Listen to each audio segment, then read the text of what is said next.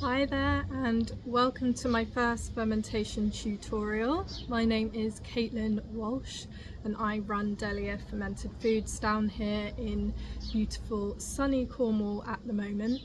I am finally biting the bullet and going to show you how to make a basic sauerkraut today.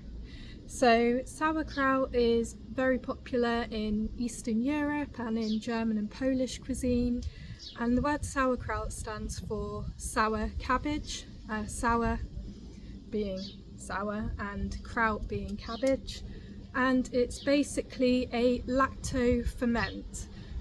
What this means is the type of bacteria break down the sugars within the vegetables to produce something called lactic acid, and this is what gives ferments that iconic tangy flavour similar to pickles. So as these bacteria break down the sugars and create lactic acid, it helps preserve the vegetables as it drops the pH down so that nothing unwanted can grow in the jar, and increases the longevity of the cabbage or whatever you're lacto fermenting. My favourite method of lacto fermentation is wild fermentation, where we're not adding any live cultures at all. We're just utilising the naturally occurring bacteria that are found on the vegetables, on our hands, on our work surfaces, and creating an optimum environment for those desirable microbes to grow and thrive. So there are a couple of ways in which we can do this. The first being adding salt.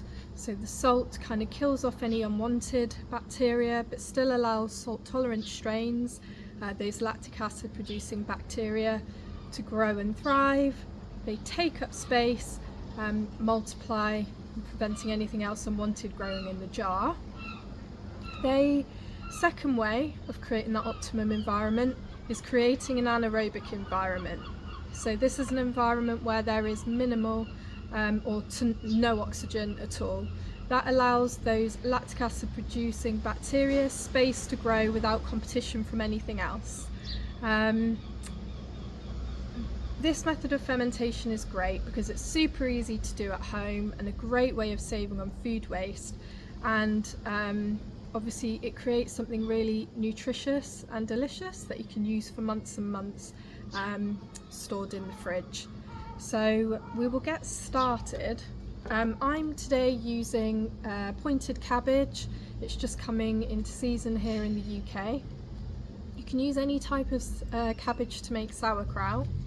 You could use white cabbage, red cabbage, completely up to you. Pointed cabbage is a little bit softer than the hard white, but apart from that, it tastes quite similar. It's really important when you're picking your vegetables that you use fresh. Obviously, if you are using vegetables that are already undergoing degradation, you're potentially increasing the risk of something going wrong. But what I do is just take a look at the cabbage and I'll cut any bits off that look a little bit not the best. So cut the end off.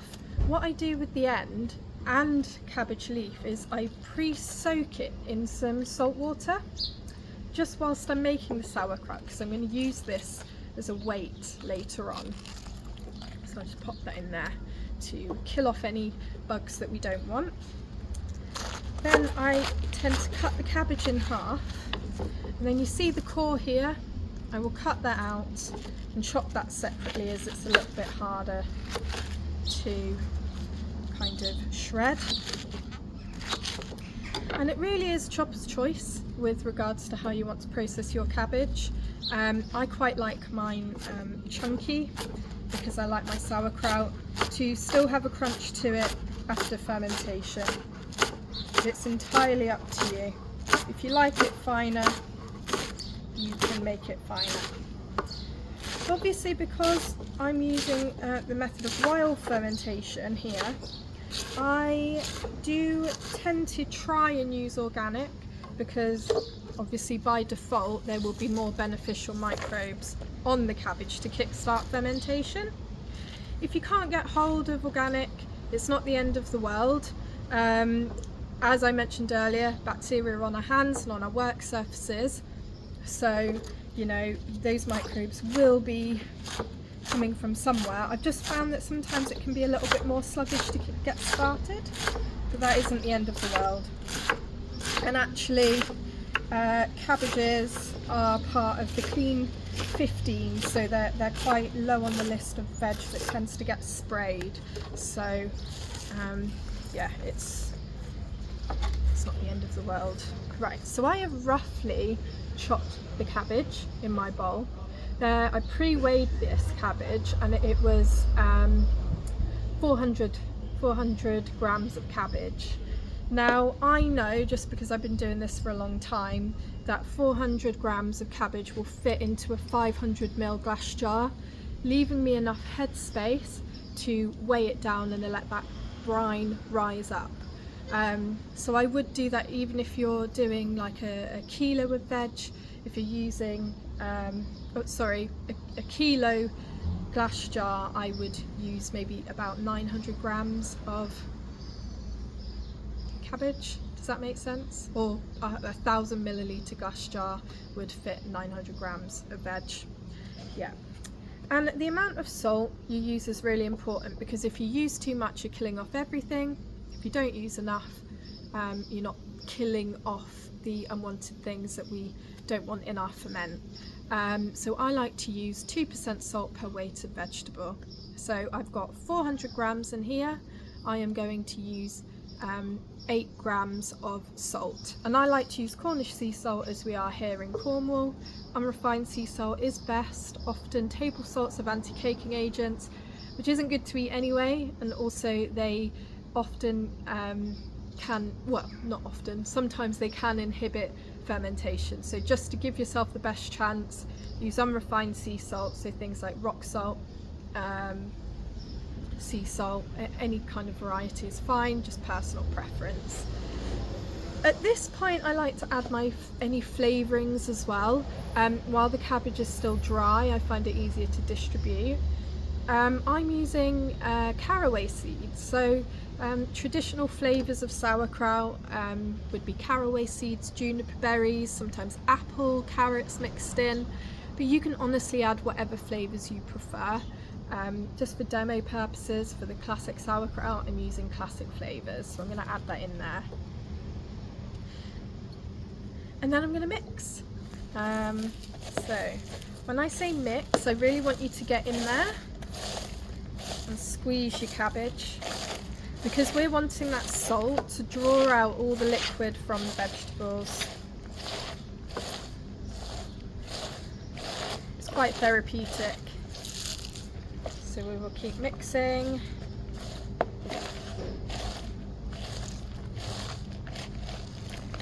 And we want to get it to a point. Usually a good sign for me is when I squeeze it and it starts dripping with liquid.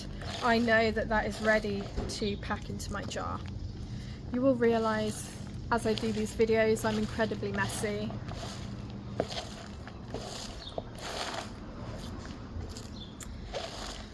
But that's just how I am. You can wear gloves if you prefer. Obviously handling salt can be drying on your hands. I like the fact that obviously we have bacteria on your hands that you help kickstart the ferment basically. It almost makes it bespoke to you.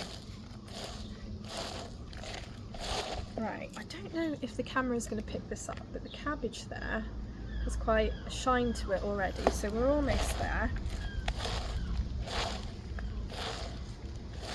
So what are the benefits of fermentation then? So as I mentioned, increases the longevity of what you're fermenting. It also, the process of fermentation and the bacteria breaking down the compounds within the vegetables actually makes a lot of the nutrients in the vegetables more bioavailable. And that basically means that our body is able to process and utilise those bacteria, those nutrients a lot easier. And then obviously they are a probiotic, so it contains live bacteria that are potentially good for the gut as well, so it's another great reason. And they're a good source of prebiotics as well, so these are food for the existing gut microbes. So things like dark leafy greens, anything with polyphenols. Right, we are almost there, not quite. If you suffer with things like arthritis or your joints, you can just simply mix the salt in, set it aside for a couple of hours, and the salt will do its thing on its own. This is just a quicker way, but you do need to really make sure that you are squeezing the cabbage. If you're lightly mixing, it's going to take forever.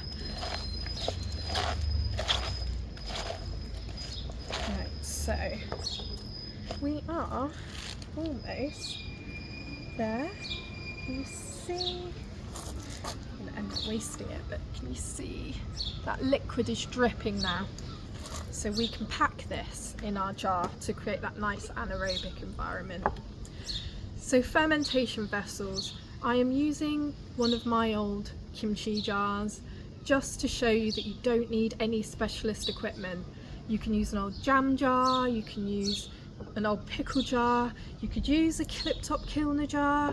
For all the ferments I make commercially, I use the beautiful ceramic crock pots, but you don't need anything special.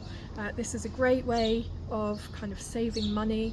I know there are a lot of companies now jumping on the bandwagon with the special little valves on the top. You can use them if you've got the money to buy them, fine, but not necessary. I recommend at this point, because creating the anaerobic environment, to add a small handful at a time, so it really allows you to push down and create any air gap, prevent any air gaps in there. I'm really annoyed because I have a pickle packer, which is basically a long piece of solid wood that you can use to help you pack your ferment in the jar. A rolling pin will work. The good thing about the pickle packer is that it's got a flat edge, so it really allows you to put the pressure and weight behind you packing it in the jar. I'll just have to use good old elbow grease for this demo.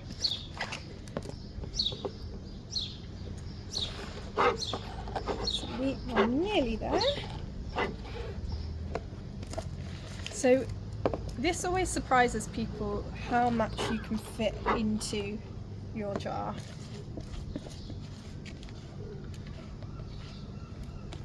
There was barely any.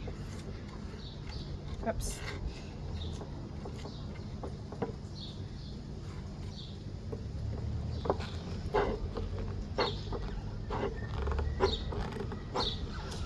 So I don't know if you can see, if I press down there, can you see that liquid that is rising to the top?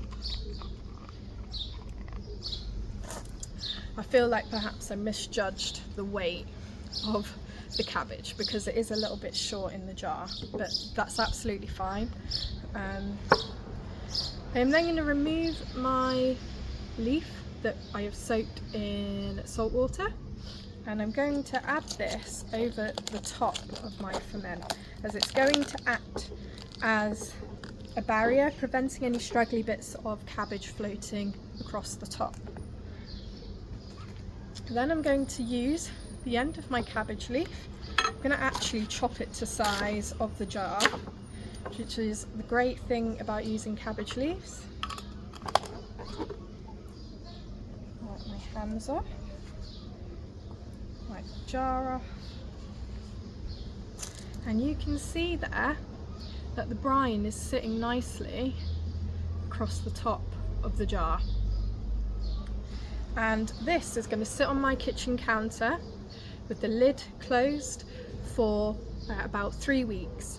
Now this is temperature dependent, and again it varies depending on the flavours you like. I like my sauerkraut at 3 weeks because it's nice and sour, but the veg still has a crunch. But you can adjust that. If you want it shorter, it might be likely ready after about a week. You can increase it. I mean, I sometimes increase it in the winter times as the temperature is lower. I may increase it up to 6 weeks, but it's entirely up to you. During that 3 weeks, you have to do something called burping the jar, and that's basically to release the CO2 buildup that the bacteria produce during fermentation. And that is as simple as undoing the lid and doing it back up. You don't need to remove the lid or anything like that, it's just to release that buildup. And I would do that every couple of days or so. You'll hear little chirps during the fermentation process, and you'll see little bubbles. That's a great sign that, oh, potentially I need to burp now. I have forgotten to burp, it's not the end of the world. What tends to happen is you'll get a little spillover of brine. You just want to make sure that your vegetables are kept under that brine, under that safe zone really, to prevent any mold growth on the top. After the 3 weeks, pop your ferment in the fridge and eat at your leisure. So we refrigerate our ferments because it increases the longevity even further. You're never going to stop fermentation unless you pasteurize, which means they're not shelf stable, and even in the fridge they're going to continue to ferment and ferment and ferment, change and develop in flavour. It just slows the process right down, so you have a little bit more control over that fermentation process. That's why you'll find even with the ferments that you buy from me, they will change in flavour because I'm working with a live product that I still make using traditional methods. So I am at the mercy of the microbes a lot of the time. This will honestly last months in your fridge. Just make sure to not double dip, keep the lid on tight after you're using it, and whenever you are consuming, just make sure to push down any bits of cabbage that are kind of rising to the top. As you're consuming your ferment, the brine will settle on the bottom. Don't be alarmed, just make sure to kind of press down any straggly bits of cabbage, and like I say, I've had it months in the fridge, and then just enjoy as you like. Definitely best to eat cold. If you're heating it up, then you're potentially killing off those probiotic microbes. However, I do a bit of both. I might have some cold with a salad or on the side of my meal. Sometimes I will incorporate into my cooking because you get flavours with fermentation that you don't get with anything else. If you are new to consuming fermented foods, I would highly recommend starting slow. Just a small teaspoon every day, just to see how you're gonna feel. I mean, the worst that's going to happen is a little bit of wind and bellyache, but just take it nice and slow to avoid those potential side effects, but hopefully won't happen for you, but just in case. Anyway, that is a whistle-stop tour of how to make a classic sauerkraut. Please like, subscribe and share. I will be trying to do more videos like this, incorporating different vegetables, different fermentation methods, kombucha, kefir, also meals to show you how to incorporate them into daily life. So yeah, thank you very much for watching my first YouTube video, and see you soon. Bye.